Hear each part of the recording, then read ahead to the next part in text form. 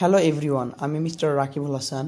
এই ভিডিওতে আমি করাফ নামের একটি শর্ট সিনেমার গল্প আপনাদের সাথে শেয়ার করতে চলেছি। ভিডিওটি হেডফোন দিয়ে দেখবেন, অনুরোধ রইল, তাতে গল্পটা নিজের মধ্যে ফিল করতে পারবেন। তাহলে চলুন বেশি কথা না বাড়িয়ে আজকের মুভি শুরু করা যাক। গল্পের শুরুতেই দেখা যায় একটা মহিলা অচেতন অবস্থায় একটা কনক্রিটের দেয়ালের উপরে শুয়ে আছে। দেয়ালটা একদম খাড়া, মাঝখানে কিছুটা বাঁকানো। এই বাঁকানো অংশটিতে মহিলা অচেতন অবস্থায় শুয়ে আছে। মহিলার হাতের সব জায়গায় রক্ত জমাট বেঁধে আছে। দেখেই বোঝা যাচ্ছে সে খুব গুরুতর আহত। হঠাৎ তার জ্ঞান ফিরে আসে।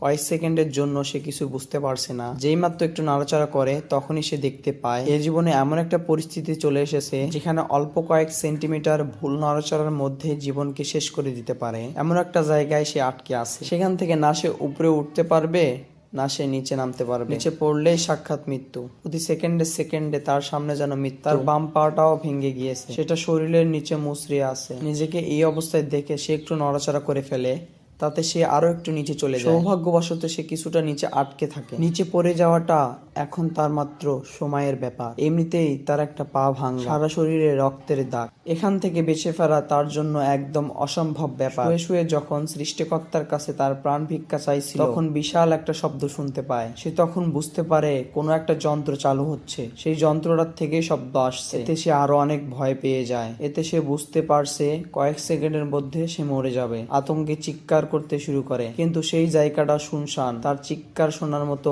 কেউ ছিল না তখন। কোনো জায়গা থেকেই কোনো সারা শব্দ আসেনি। চারিদিকে আবার নীরব হয়ে যায়। এভাবে বেশ কিছুক্ষণ সে সেখানে পড়ে থাকে। সে ভাবে সেখানে সে পড়ে থাকলে এক সময় না এক সময় সে এমনিতেই মারা যাবে। আবার নাড়াচাড়া করলেও সে নিচে পড়ে যাবে, এতেও তার মৃত্যু নিশ্চিত। তবুও সে নিজেকে বাঁচানোর জন্য তার শেষ চেষ্টাটা করার সিদ্ধান্ত নেয়। সে আস্তে করে নিজের হাতের উপর ভর দিয়ে নিজের ভাঙ্গা পাটা উপরে তোলার চেষ্টা করে, কিন্তু সাথে সাথেই গড়িয়ে পড়ে আরো কিছুটা নিচে। এবার সে দেয়ালটার একদম মাথায় চলে এসেছে। আর কয়েক সেন্টিমিটার নিচে গেলে হয়তো সে নিচে পড়ে যাবে। সে দুহাত সরিয়ে নিজেকে শান্ত করার চেষ্টা করে। কিছুক্ষণ সে বুকে ভর দিয়ে নিঃশ্বাস নেয়। নিজের হাতের দিকে তাকিয়ে দেখে তার হাতে রক্ত জমাট বেঁধে দুই আঙ্গুল এক জায়গায় হয়ে যায়। কষ্ট করে সে নিজের আঙ্গুলগুলোকে আলাদা করে। একবার সে সাহস করে নিজের জামায় হাতটা মুছে নিজের হাতটা ভালো করে শুকিয়ে নেয়, যেন পরের বার দেয়াল থেকে তার হাত পিছলে না যায়। সে হাতটা মোছার সময় অনেক ছটফট করছিল। সারা শরীর ব্যথায় জর্জরিত। হাতের আঘাতগুলোকে সে বারবার ফু দিয়ে হাতের ব্যথা কিছুটা কমানোর চেষ্টা করছিল। বেশ কিছু সাহস নিয়ে সে আবার প্রস্তুত। সে সুস্থ পাটাকে উপরে তুলে নিজের হাত এবং পা দিয়ে একসাথে নিজেকে উপরে টানার চেষ্টা করে।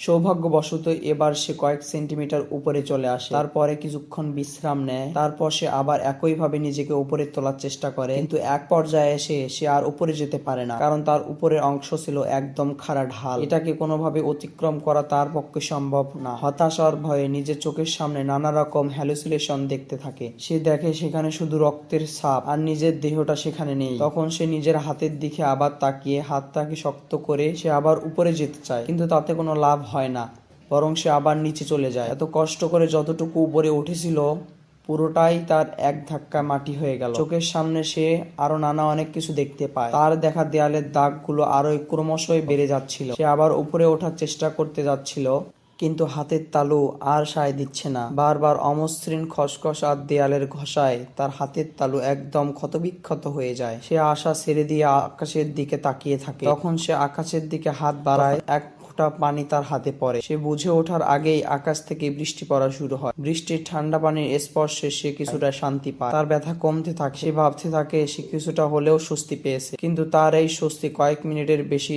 স্থায়ী হয় না। বৃষ্টির পানিতে পুরো দেয়ালটাই পিছলা হয়ে গেছে।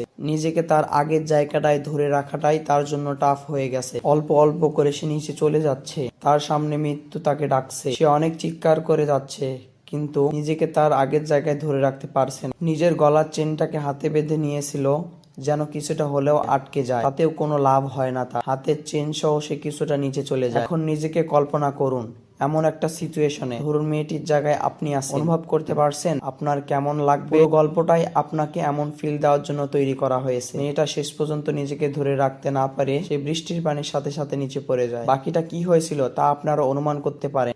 ভিডিওটা ভালো লেগে থাকলে আপনাদের কাছে একটি লাইক এবং চ্যানেলটি সাবস্ক্রাইব করার আশা রাখলাম। দেখা হবে পরের কোনো ভিডিওতে। আল্লাহ হাফেজ।